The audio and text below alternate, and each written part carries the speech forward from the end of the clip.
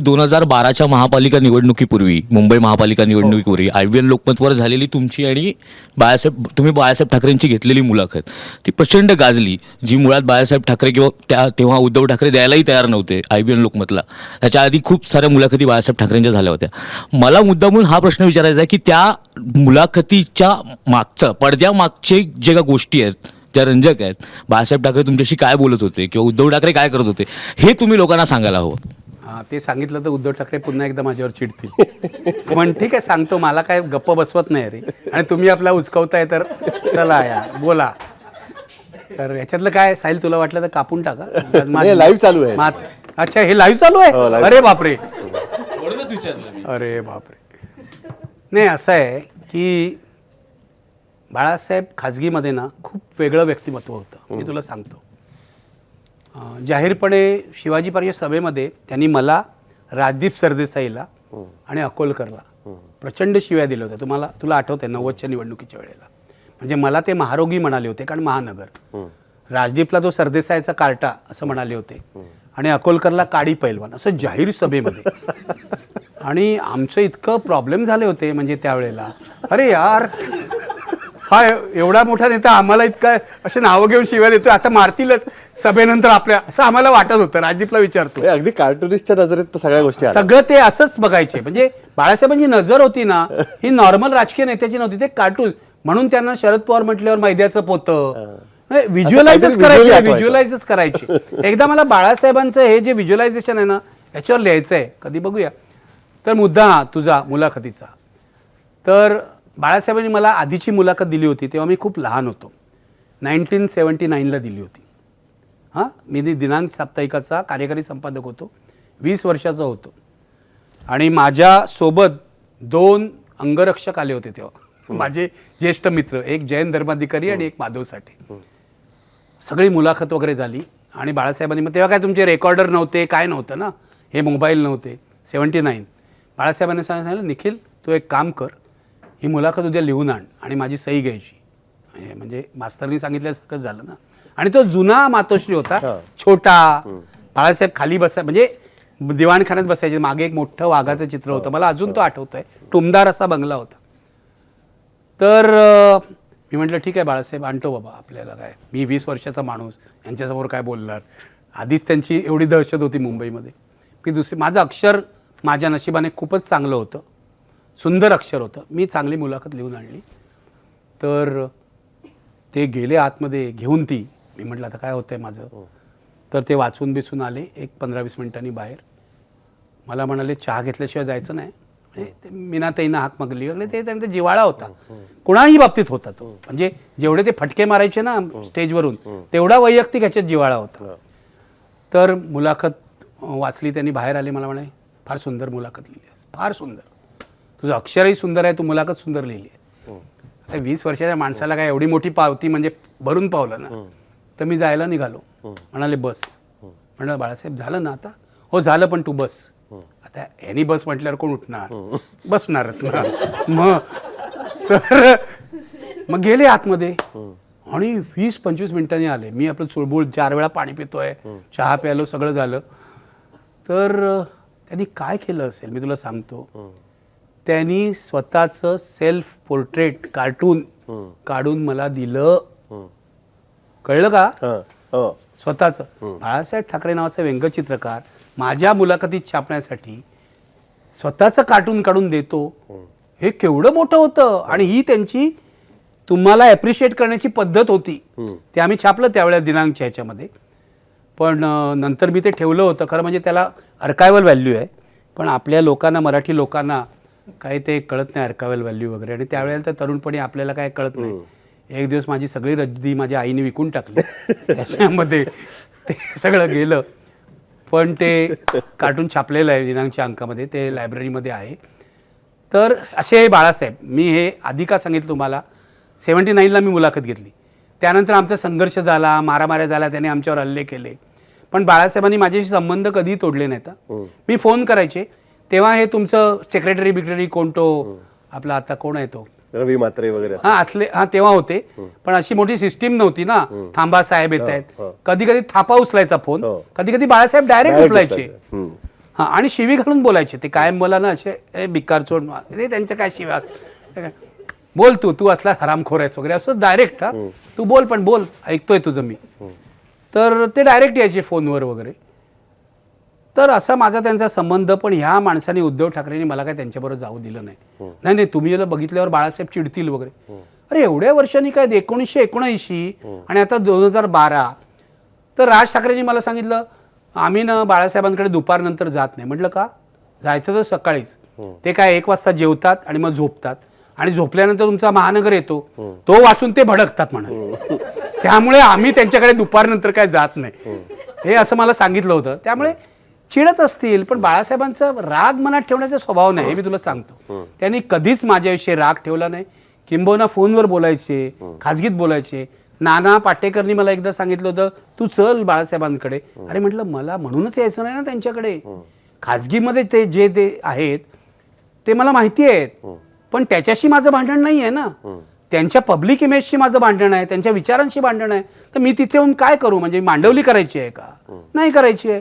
तिकडे जाण्याचा प्रश्नच येत नाही.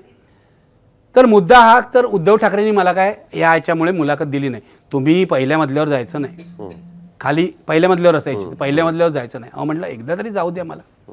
मग त्यांनाच प्रॉब्लेम झाला 2012च्या निवडणुकीला. तेव्हा ते हरणार असं चाललं होतं. राज ठाकरेंचं चॅलेंज होतं, राज ठाकरेचं चॅलेंज होतं वगैरे. तर काय झालं आधीच्या मुलाखती फेल गेल्या. ABP माझानी घेतलेली, झीने घेतलेली. मी काय त्यासाठी केलं नाही फेल जाण्यासाठी, पण त्या गेल्या, त्यांच्या कर्तृत्वाने गेल्या. मग एक दिवस उद्धव ठाकरेंचा फोन. तुमचा पण TRP वॉर मध्ये संबंध होत आहे बघून बरं वाटतंय. TRP वॉर मध्ये मी होतोच ना. असं काय करता? ABP कधी पुढे आम्ही पुढे. अरे एकदा मैदानात उतरल्यावर लढाई होतेच ना. असं काय करतो? पण ती चांगल्या कंटेंटसाठी लढाई होती हे लक्षात घे. आजच्यासारखं नाही. असो तर हां तर मग त्यांचा फोन आला मला की तुम्ही घ्याल का मुलाखत. म्हटलं एव्हर रेडी. पहिल्या मजल्यावर जाऊ देणार नाही, तेच खाली येतील म्हणाले. तर फक्त मी त्यांना मला म्हणाले आधी प्रश्न द्या. उद्धव ठाकरे म्हणजे भारी ना, प्रश्न द्या. म्हटलं मी प्रश्न कोणालाच देत नाही. मी ग्रेट भेट एवढ्या केल्या, 200, 250, 300 मुलाखती घेतल्या, कोणालाही प्रश्न दिलेले नाही. मी फार तर तुम्हाला ओव्हरऑल आयडिया. ऐनवेळी मी काय विचारणार, मी काय नाही, माझं स्पॉन्टेनियस असतं म्हणा. मी प्रश्न वगैरे काही देणार नाही. मान्य असेल तर सांगा. पण त्यांना गरज होती कारण मुलाखती फेल गेल्या. इलेक्शनला यांना काहीतरी प्रॉब्लेम होता. मी काय इलेक्शनच्या दृष्टीने बघत नव्हतो. मी बाळासाहेबांची मुलाखत मिळाली या आनंदात होतो. मी फक्त उद्धव ठाकरेंना एकच विनंती केली, जी माझी साधारण स्टाईल असते, की लोकांशी मी जरा खाजगीत बोलतो, एक वॉर्मथ निर्माण होते. कळलं का? मी म्हटलं मला 10 मिनिटं पाहिजेत बाळासाहेबांशी बोलायचं एकट्यानी. काय करणार आहात तुम्ही? म्हटलं मी काही करणार नाही आहे, मी फक्त बोलणार आहे. माझ्यावर इतका संशय नाही त्यांचा की मग ते एकटे बसायला कसं. मग गेले बाजूला, त्यांची एक रूम आहे तिथे मला आणि बाळासाहेबांना. आता तो म्हात्रे काय तो रवी म्हात्रे तो आला. तर बाळासाहेब त्याला विचार तू कशाला आलायस? नाही बाळासाहेब असू दे. तर मग तो उलटा उभा राहिला आमच्याकडे पाठ करून. अरे आम्ही काय करणार होतो? तर मी बाळासाहेब हात एकदम हँडशेक केला, हातात घेतला. त्यांनी हात असं पकडला. मला म्हणाले मला आठवतंय तू अमुक साली जेव्हा मीनाताई तेव्हा तू आला होता. 79ची त्याने आठवण होती, शार्प मेमरी आठवण होती. असा खूप वेळ हातात ठेवला आणि ते बोलायला लागले. त्यांचे डोळे पाणावले. माणसाचं लक्षात येतं ना आपल्याला. मी म्हटलं माझी मुलाखत झाली. 10 मिनिटं आम्ही जे काय बोललो ना, ते काय आता तुम्हाला काय बोललो काय नाही सांगत नाही, ते खूप खाजगी आहे. त्याला त्या म्हात्रेला किती कळलं मला माहीत नाही, पण तो उभा होता आपल्याकडे पाठ करून. आणि 10 मिनिटांनी मला त्यांनी काहीही सांगितलं नाही. मी तुम्हाला सांगतो मी काय करणार आहे काय नाही. मी मुलाखत सुरू केली. 2, 4, 5 प्रश्न आले. मीनाताईंविषयी प्रश्न आला कारण मीनाताई गेल्या होत्या ना. यांनी खिशातून मीनाताईंचा फोटो काढला रे. मला आधी काही सांगितलं नाही. आणि अक्षरशः यांच्या डोळ्यातून अश्रू आले. आता तुला टेलिव्हिजन माहिती आहे, जिथे अश्रू येतील तिथे आपण क्लोजअप, हे टेक्निक आहे, त्याच्यामध्ये काय गैर नाही आहे. माणसाची भावना दाखवायची असते ना. तर मलाच काय बोलावं कळेना. राज ठाकरेविषयी मी प्रश्न विचारला कारण राज नुकताच गेला होता. आणि गंमत अशी झाली की असे बाळासाहेब आणि असे मी, इथे बाळासाहेब आणि इथे मी. मध्ये कोणीच नाही, कॅमेरे फक्त, आणि सगळे लोक मागे. उद्धव ठाकरे मागे बसले होते, मागे बसले होते.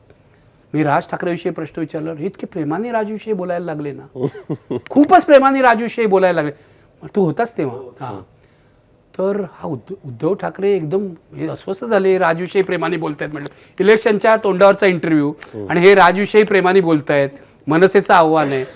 तर हे आमची प्रोड्युसर होती प्रियांका देसाई, उद्धव ठाकरे, तिला म्हणाली यांना थांबवा, यांना थांबवा. तर ती म्हणाली आता बाळासाहेबांनाही कोणी थांबवू शकत नाही आणि वागळेंनाही कोणी थांबवू शकत नाही, आता जे व्हायचं ते होऊ द्या, नंतर बघू. तर ते बोलले, राजविषयी प्रेमाने बोलले, कसं राजचं आपलं सख्य होतं, आम्ही सगळं बोलले. 1.5 तास इंटरव्ह्यू झाला. ग्रेट भेटची वेळ 1 तासाची होती, म्हणजे 50 मिनिटाची होती. 1.5 तास इंटरव्ह्यू झाला, तो आम्ही दाखवला आणि अक्षरशः त्यांनी म्हणजे अवॉक केला. म्हणजे मुंबईमधली इलेक्शन शिवसेने त्यामुळे जिंकली हे माझं मत नाही आहे, म्हणजे मला असं अजिबात वाटत नाही, हा वेडेपणा आहे. पण असं पत्र मुंबई काँग्रेसच्या पदाधिकाऱ्यांनी जयराम रमेशला पाठवलं की अरे वागळे कोण आहे. जर बाळासाहेबांविषयी सहानुभूती निर्माण होऊन मतं दिली असतील तर ते त्यांचं स्किल आहे ना. मी पत्रकार म्हणून त्यांना करप्शन विषयी विचारलं, सगळे मला जे हवे ते मी प्रश्न विचारले. त्यांनी एकाही वेळेला मला म्हटलं नाही.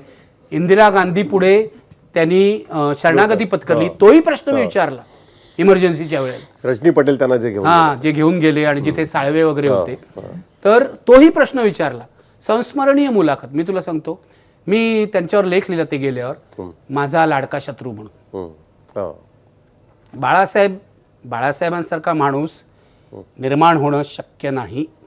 एकच मोल्ड बनला होता, त्या मोल्डमध्ये तेच बसतात. म्हणजे माझे त्यांचे मतभेद आहेत, पहिल्यापासून होते. त्यांच्या कार्टूनवर एकेकाळी मी प्रेमही केलेलं आहे. त्यांच्या शिवसेनेचा मार्ग मला मान्य नाही. मी गांधी आंबेडकरांच्या मार्गावर चालणारा माणूस आहे. पण बाळासाहेब व्यक्तिमत्व म्हणून खास आहे. मला कधी शक्य झालं तर मी बाळासाहेबांवर पुस्तक लिहीन, म्हणजे मला खूप गोष्टी माहिती आहेत जवळून. आणि माहीत नाही, ठाकरे घराण्याची माझं काहीतरी आहे. म्हणजे नंतर माझ्या राज ठाकरेशी चांगले संबंध निर्माण झाले.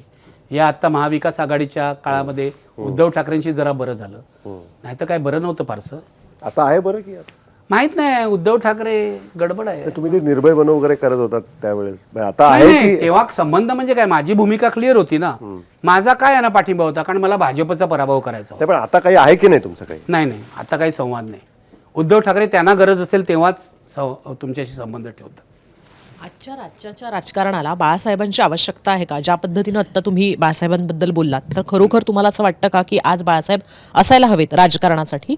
शिवसैनिकांची अशी इच्छा आहे अनेकदा, म्हणजे दोन्ही ठाकरे बंधू एकत्र यायला हवे म्हणून त्यांना बाळासाहेब आत्ता असायला हवेत, किंवा असते तर हे दोघे एकत्र आले असते असं वाटतं. तुम्हाला पत्रकार म्हणून काय वाटतं, एक राजकीय विश्लेषक म्हणून काय वाटतं? खरोखर राजकीय स्थिती बदलली असती बाळासाहेब असते तर? मला काय असं वाटत नाही. म्हणजे हे असते तर काय झालं असतं, आता नेहरू असते तर काय झालं असतं, आता इंदिरा गांधी असते तर काय झालं असतं, या विचाराला काय अर्थ नाही. प्रत्येक माणसाचं कॉन्ट्रीब्युशन काळाप्रमाणे असतं.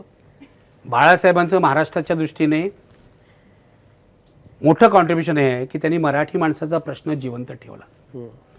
जो संयुक्त महाराष्ट्राच्या निर्मितीनंतर महाराष्ट्रातला प्रत्येक प्रश्न विसरला होता.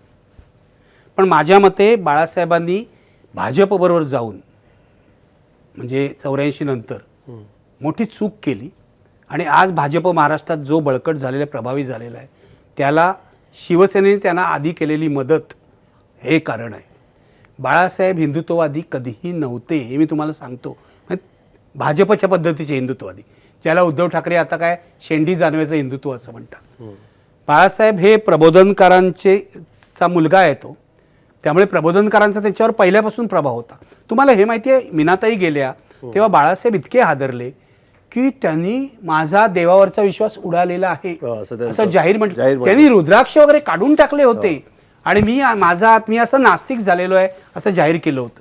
आता ते बाळासाहेब होते, ते भावनाशील होते, नंतर त्यांचं सगळं ते नॉर्मलवर आले. पण बाळासाहेब असे होते, त्यांचं ते व्यंगचित्रकार होते. त्यांच्या प्रतिक्रियाही राजकारणातल्या ज्या होत्या ना, ते व्यंगचित्रकार म्हणून होत्या कायम. त्यांना भाजपने वापरून घेतलं असं माझं मत आहे, जे अतिशय म्हणजे अयोग्य पद्धतीने वापरून घेतलं. बाळासाहेबांनी मराठी माणसाचा प्रश्न लावून धरला असता नीट प्रकारे, नंतरच्या काळात शिवसेनेने, तर आज शिवसेना हे महाराष्ट्रातला DMK कदाचित बनू शकली असती, जी बनलेली नाही. आता तर फुटलीच.